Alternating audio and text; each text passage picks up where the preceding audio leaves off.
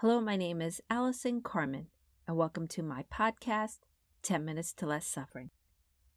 Today, I want to talk to you about an email I got last week from a friend that was titled, "Has the World Gone Mad?" I know my friend was just venting, but she listed event after event of things that were going on in the world that were really upsetting her. She wasn't able to sleep. She felt nervous. She told me her kids were feeling nervous. She wrote about her unhappiness about the impeachment trial, environmental changes, pandemics. She had all these concerns.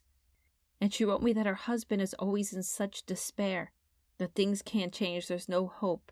She tells me she tries to counter his despair with optimism. She tries to walk around and say, things are going to get better, I know they're going to get better. But she feels this pull all the time because they're fighting back and forth. He'll say, well, how do you know things are going to get better? You have no proof. You have no scientific proof things are going to get better. And she's gotten to a point that this perspective is not serving her anymore. I don't think she was asking for help. I just think she felt a need to express her fears and her worries and her stresses that the world has gone mad. And I know many of us have met people in our lives that are filled with despair or they're negative. And what's so interesting is negativity and despair is really someone who's looking for certainty. They might have a lot of facts. They might tell you why things can't get better, but you can never know what's going to happen tomorrow. It is a lot easier to have despair and negativity than it is to have hope. So while these people might look really strong because they're reciting facts about the earth and politics and all these things, they cannot know for sure. And all their despair and negativity does, it gives them certainty of what's going to be. So they're preparing themselves because this is what's going to happen. And the problem with this way of thinking is because when we're so sure things can't work out and we're so sure things can't get better, we're not going to try. We're not going to spend the rest of our time on this earth trying to save the environment, trying to feed the hungry, trying to help democracy, whatever we care about. If we are too negative or too much in despair, we will have trouble getting out of bed in the morning. Life is uncertain. That's just the way it is. And it could frighten us and it could make us afraid not to know. But when you think the world is going downhill, when you think things can't get better, that place, that unknown, that uncertainty is where your hope lies. Because if nobody can guarantee you what will happen next in the world, in your life, then there's a possibility that things could get better, that things can change, there could be new inventions. We just don't know. But when there's a lot of chaos around and things feel so unsturdy, it is the people that can live with uncertainty day by day. Those are the ones who are going to get up every morning and have hope. And they're going to be the ones who make the change. Could an optimist make the change? Yes. But they might not always pivot when you need to pivot. And if we're filled with despair and negativity because of all the things we're watching in the world and we're watching the news, then where are we going to find the strength and resilience? But if you can say, I know life is uncertain, and because it's uncertain, things can change, I can have hope.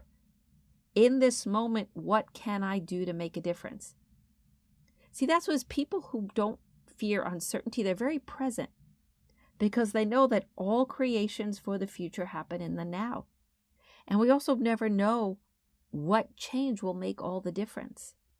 And I know I talk about this idea of maybe all the time.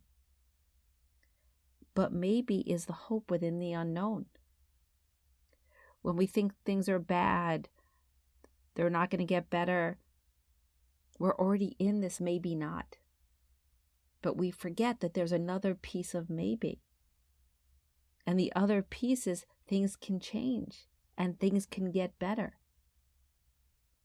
So when we decide to embrace this idea of maybe, we don't really know what's going to happen. So we could sit in the present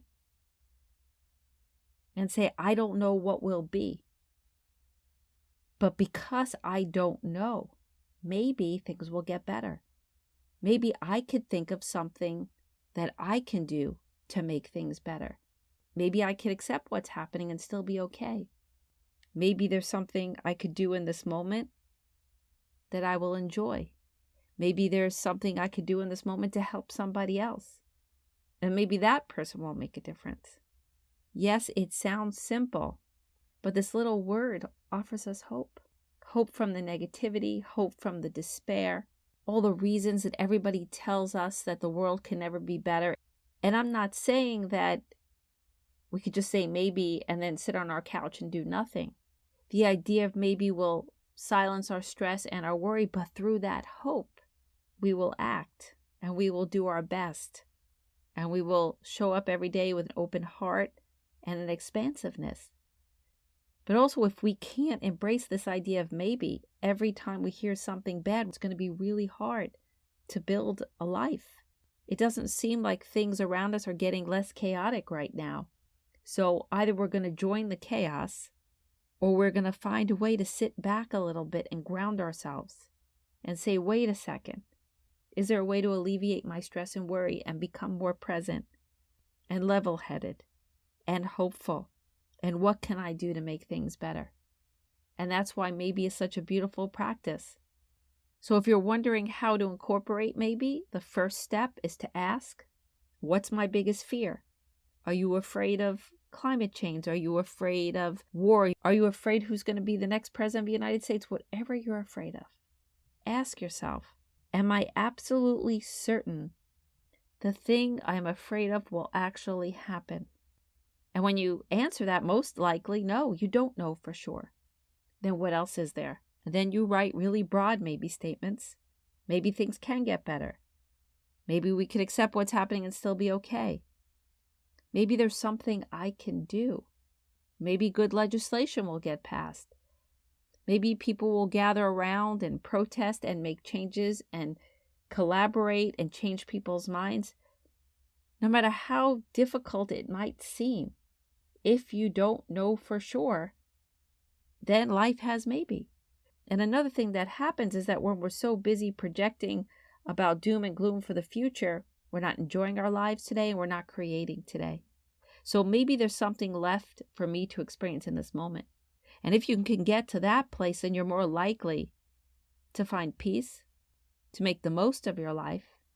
And you might be really surprised because you might be inspired to create something new. You might be inspired to act, to join a group, to start a movement. When we are so afraid and we're so down and we're so worried, things can't change for the better because we turn our back on it. But if all of us could start embracing this idea, because we don't know there's maybe, more people are going to work harder to make the world a better place. And you could also apply this idea of maybe to your life. If you're struggling with money or a job or your child, remember that uncertainty is your best friend, because whatever you're facing, it can change in the unknown. And it doesn't mean if you embrace maybe that everything you want is going to happen, but at least you'll live with the idea that there's a possibility that it could happen. And when we live with that inspiration, we act from that inspiration. We take more chances. We act more from our heart. We work really hard. And we have so much hope that we're more likely to create the life that we want, and we're more likely to create the changes that we want. And even if you think the world has gone mad, it's just for this moment. Everything you see is just for this moment. It will change.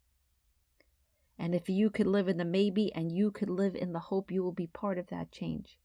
And if you just incorporate this little idea called maybe into your life, you're going to walk around every day knowing maybe everything will be okay.